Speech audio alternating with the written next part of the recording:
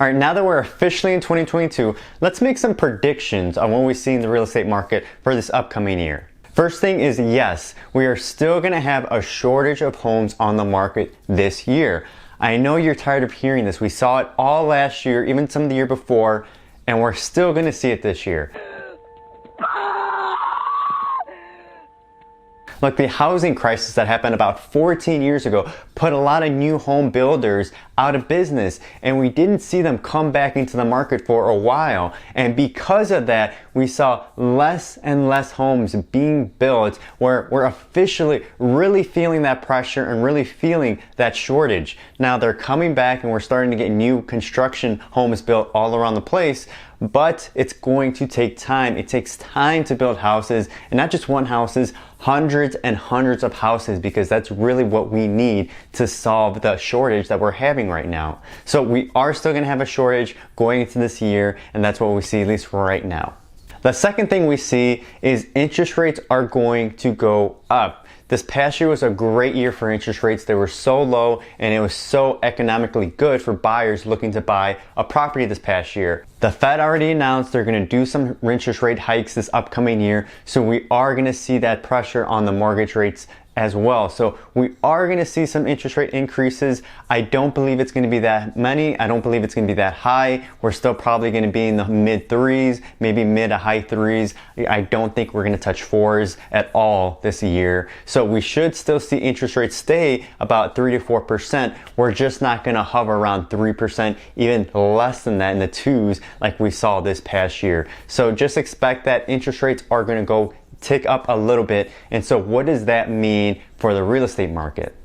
Well, if interest rates go up, that means buyers can afford less. So we saw huge appreciation levels this last year with houses on the market, and we're still going to see appreciation because of the housing shortage. We're just not going to see it pop off like we have in the past year or two, because interest rates are going to go up and we're going to have less buying power for the buyers out there. So we are still going to see home prices go up. It's just not going to be as big as what we've seen before because of the interest rates that we've seen. Another side effect of raising interest rates is we're going to see more buyers on the market than we already do, because look, we can see interest rates are going up. People want to take advantage of what they're doing right now. They want to take advantage of the rates that we have right now and lock it in for a 30-year loan. So we're going to see buyers come to the market to try to take advantage of that. And so we are still going to see a big competitive market this year for buyers, at least finding properties, and a very nice market for sellers looking to sell theirs. Now, the third prediction we're going to make is that the foreclosures are really not going to make a big deal in this real estate market, at least this year.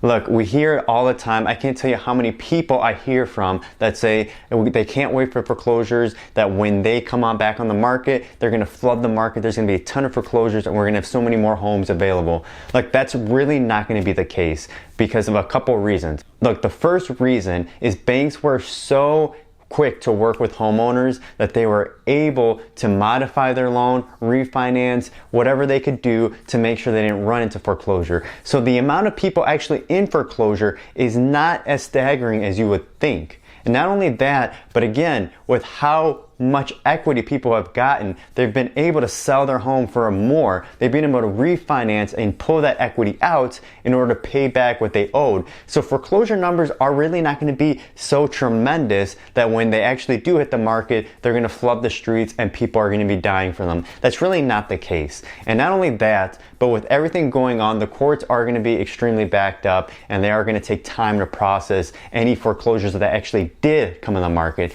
And because of that time, we really don't see any coming to the market or any ginormous number hitting the market. We're pretty much going to go back to regular levels. This past couple years, we've seen nearly no foreclosures hit the market because banks were working with homeowners. Well, this year, we're going to see some of that run out. We're actually going to see some foreclosures actually hit the market. At least that's what we're predicting. So we might see some foreclosures hit the market. It's just going to come back, at the very most, come back to pre-pandemic levels. It's not going to go abnormal. It's not going to shoot up high. We're not going to see, flooding the market with foreclosures. If anything, it's going to go go back to pre-pandemic levels. So it's going to be typically what you see normally in the REO and foreclosure market. So those are our predictions for the 2022 housing market. So that's what we see coming up. If you have any predictions of your own that you're kind of curious about and want to throw out there, feel free to comment on the video and let us know what you think is going to happen this year in housing.